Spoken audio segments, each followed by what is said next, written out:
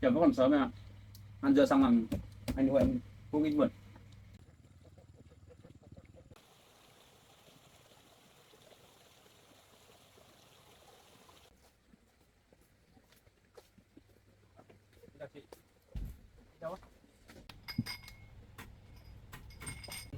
Biết chuyện của anh với chị thế nào rồi? Chị về nhà với Hằng chưa? Thời gian này chắc anh Hằng suy nghĩ nhiều. Chị vẫn chưa muốn về à? Sao thế? Em biết anh chị rất là yêu nhau. Cho nên là chị cứ suy nghĩ lại đi.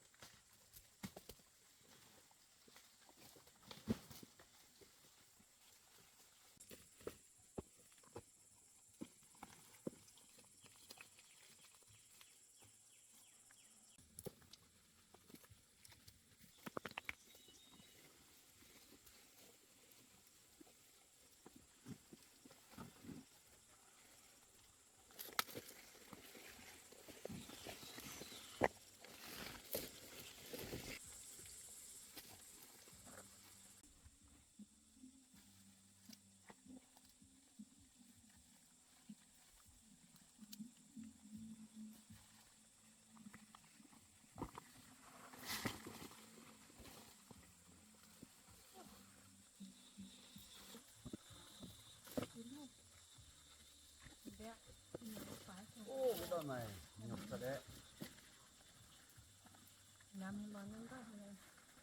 Chứ nhì he, bằng bỏ.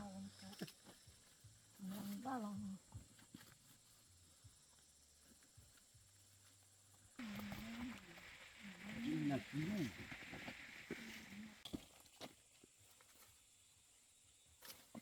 Đoạn mai vẫn chưa nhiều này. Trời, nó chút say quả đấy đủ, say đến kìa.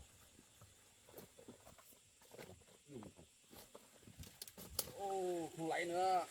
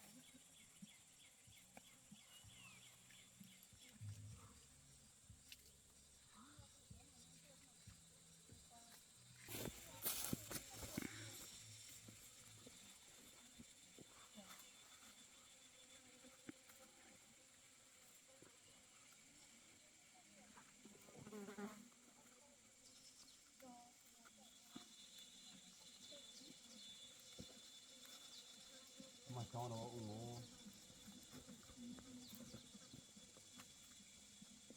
mà phản được nhiều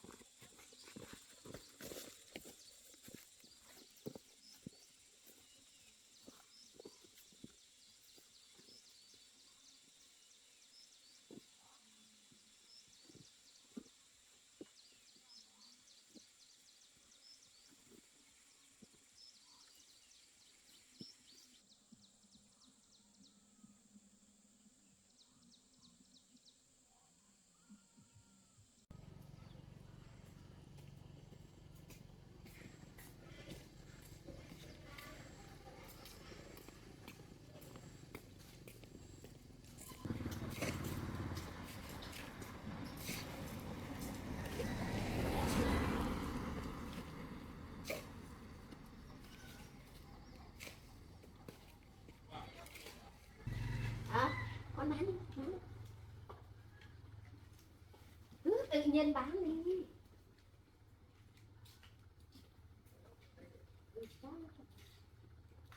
Đấy nhỉ, này vào mua rửa đi này, đưa cái này ngon đây này. Giỏi thật đấy nhỉ, ăn được đưa nương về rồi. Của nhà trồng mà con. Non non em thích.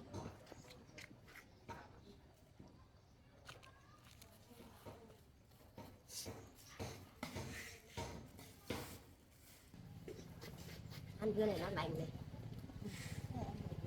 dưa ăn nó lành.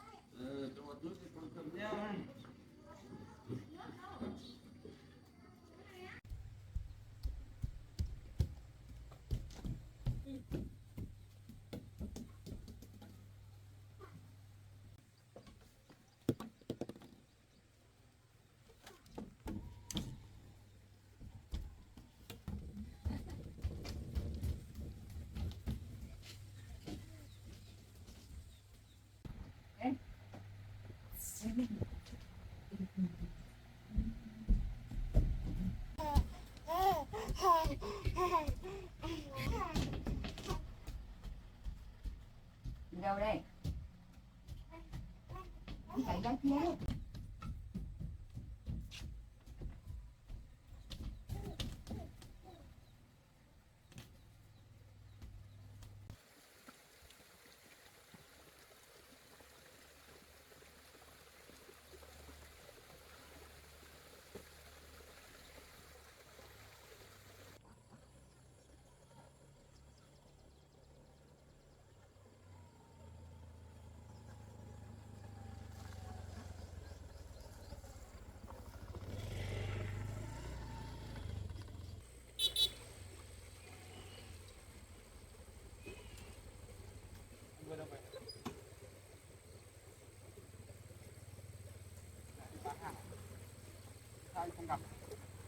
Đi về đường nào sao anh không gặp?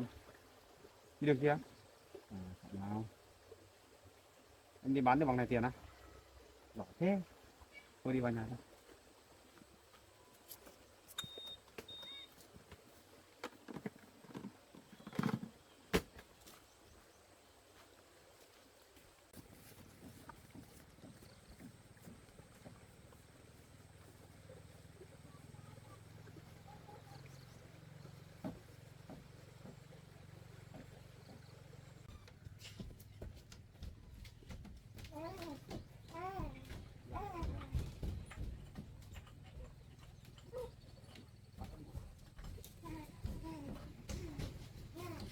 Vào đấy.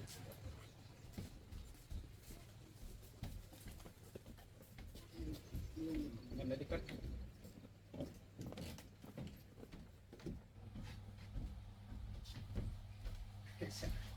Cái gì đây? Bố thương thế nào? Bố thương thế nào? Thương bé một tí nào. Cái gì? Ô tô á? Đây, ô tô đây. Ô tô đây. Ô tô ơi, chở em đi chơi nào. Đi chơi đi. Cái gì đấy? Em đi hái dưa bán á? À.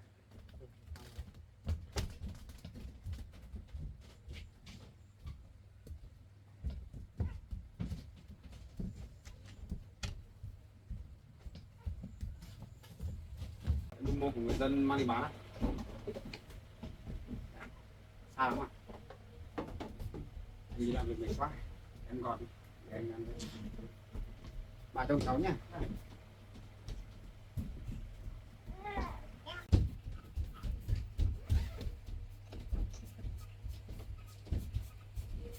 Con ơi đi đâu đấy? Đi đâu rồi? Đây mẹ em còn dưa đi. Mẹ có dưa cho con ăn này.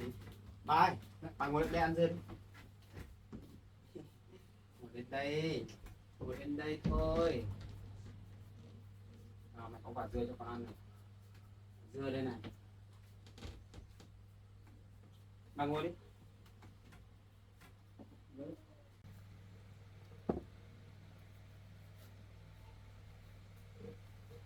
Cẩn thận nhé, cắt tay. Con người thì vợ con. Mình đâu. Ngồi xuống đây. Ngồi xuống đây với bố. Ăn quả dưa đi nhỉ. Ăn dưa đi cho nó mát nhé. Bà ăn đi.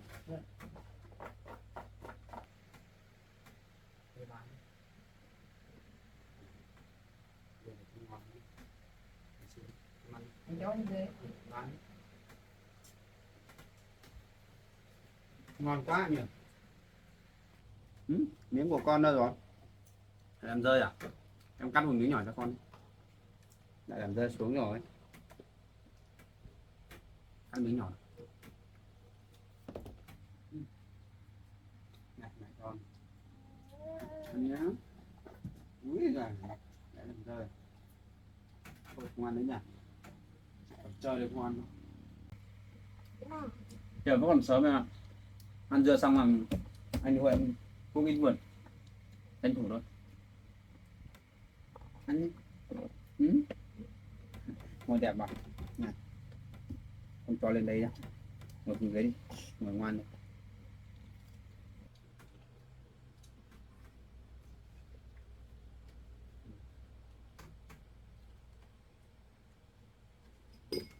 Mẹ về.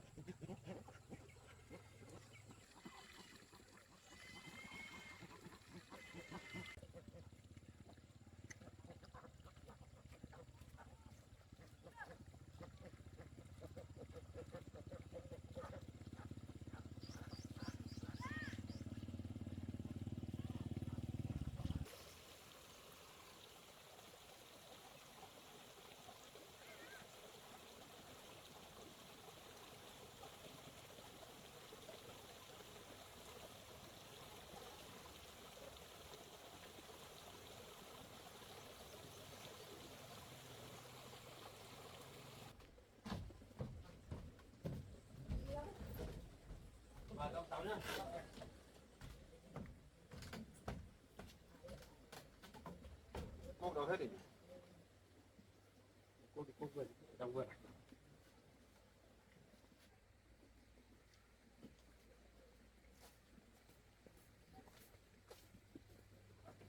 Là chị đâu? Thế chị vào nhà chơi đi. Nhà chị.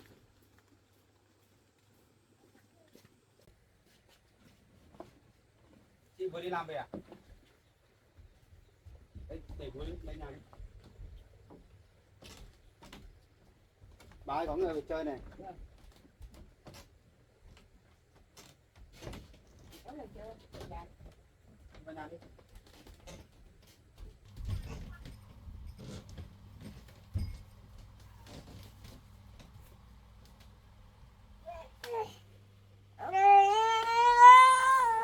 Bác bế một tí.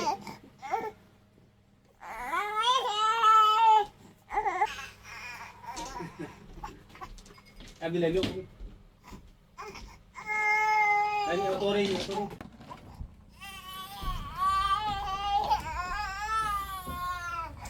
Được rồi, không rơi nhá. À, bố bế nào. Chị ơi ngồi đấy. Ngồi đấy.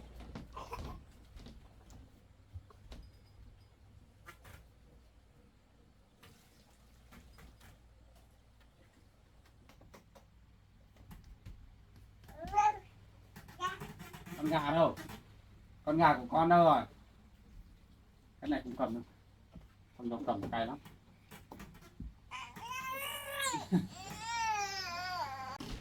Nào, bà cụ cho bóng nào. Chụp bóng nha.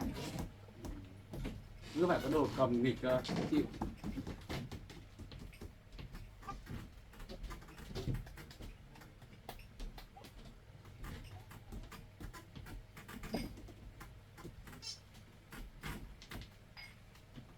Bê con xuống. Không nghịch nhá.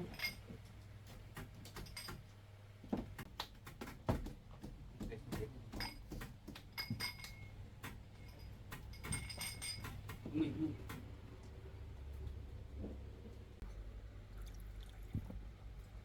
10 triệu nữa. Không cầm nhá. Không được cầm nhá.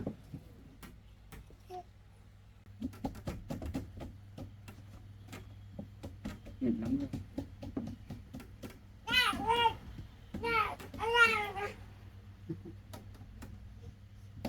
Ây da. Thôi không nghịch nữa này. Mấy hôm nay không gặp anh Hằng rồi. Không biết chuyện của anh với chị thế nào rồi. Chị về nhà với Hằng chưa? Vẫn chưa về à? Em thì cũng không biết chuyện của anh chị thế nào. Nhưng mà em thấy anh Hằng thời gian này gầy vào đấy. Gầy đi nhiều đấy. Có gì thì chị thông cảm cho anh đi, xong là về với anh đi.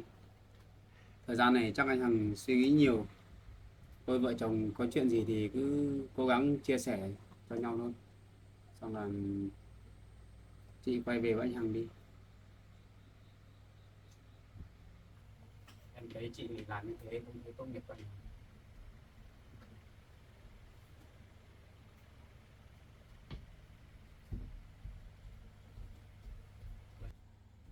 trước đây thấy anh Hằng đến đây thì cũng kể cho em nghe rồi, thì mọi chuyện nó cũng không hẳn là đến nỗi anh Hằng làm quá, bởi vì cái này là thật ra là anh Hằng kể là con này là đứa con ấy là con có trước khi yêu chị cơ, nên là anh Hằng không có lỗi gì đâu, chị cũng nên thông cảm cho anh.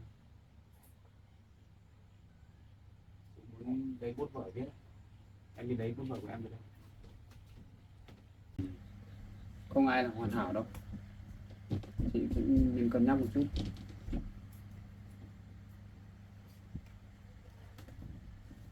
Như em với Mận đây cũng xảy ra nhiều chuyện lắm, nhưng mà bọn em không bao giờ bỏ rơi nhau. Mình đã xác định là đến với nhau thì mình ở bên nhau, thì mình phải luôn luôn phải che chở cho nhau.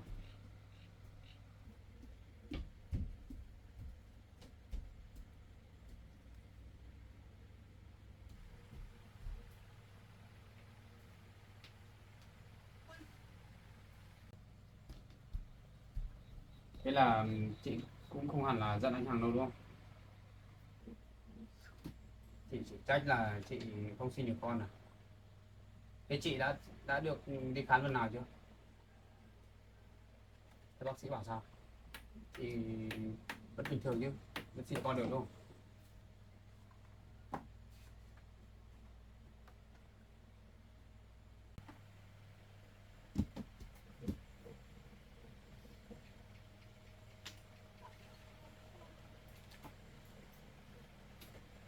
À, thế là chị đi khám rồi, bác sĩ bảo là không sao. Nếu không sao thì cũng phải có con được chứ, chắc không phải là nguyên nhân là do chị đâu.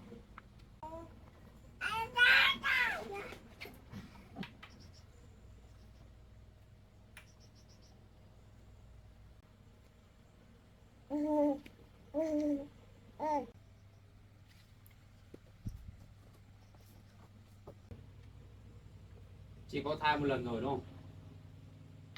Nếu thế thì chị vẫn có khả năng có thai mà, thì không có con được đâu. Không sao đâu chị ạ, chị với anh Hằng cố gắng lên, rồi sẽ có một ngày chị sẽ có con thôi. Cái này không phải nguyên nhân là do chị đâu.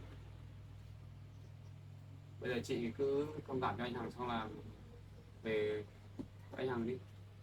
Vì đứa con của anh Hằng đấy thì cũng không sao đâu, cũng tốt mà, nhà có một đứa trẻ cũng vui. Chị cũng nên chấp nhận cả con của anh Hằng đi, hai vợ chồng hòa hợp với nhau, để ở với nhau đi.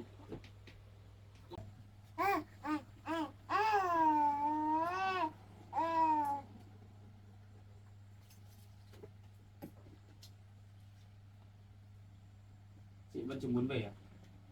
Sao thế? Chị làm như thế là không được đâu.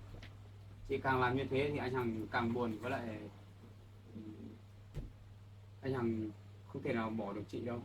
Vì em biết là chị cũng thế, em biết anh chị rất là yêu nhau, cho nên là chị cứ nghĩ lại đi, chị cứ nghe lời em đi. Trước để anh Hằng xuống đây có tâm sự với em rồi em hiểu, nên em biết chị cứ cho anh Hằng một cơ hội đi. Lỗi này không phải là lỗi của anh Hằng đâu, mà cũng chuyện là chị không có con ấy cũng không phải là lỗi của chị. Chị đi về á? Cái gì ở dưới này? Đây bóng đây. Thế chị về rồi chị suy nghĩ lại đi nhá. Xong rồi chị về với anh Hằng đi.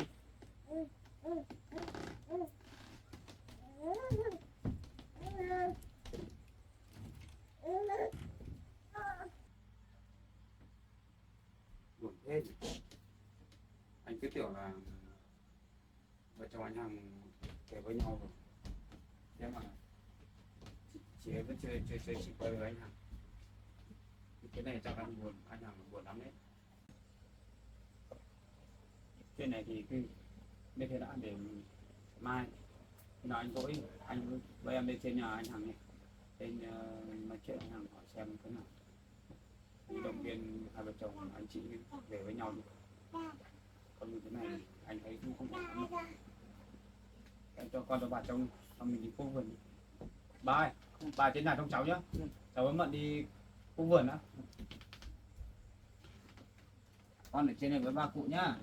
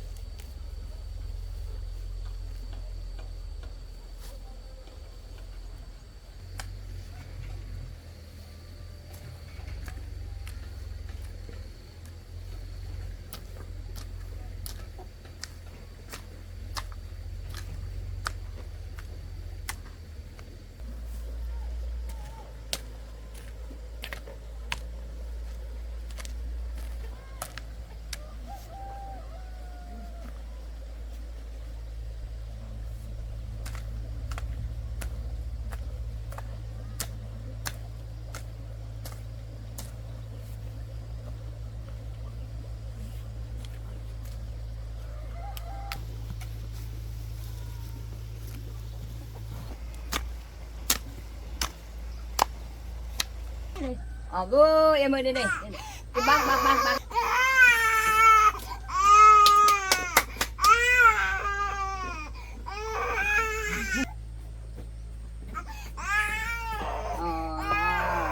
về cho em bu này cần thay ướt bấm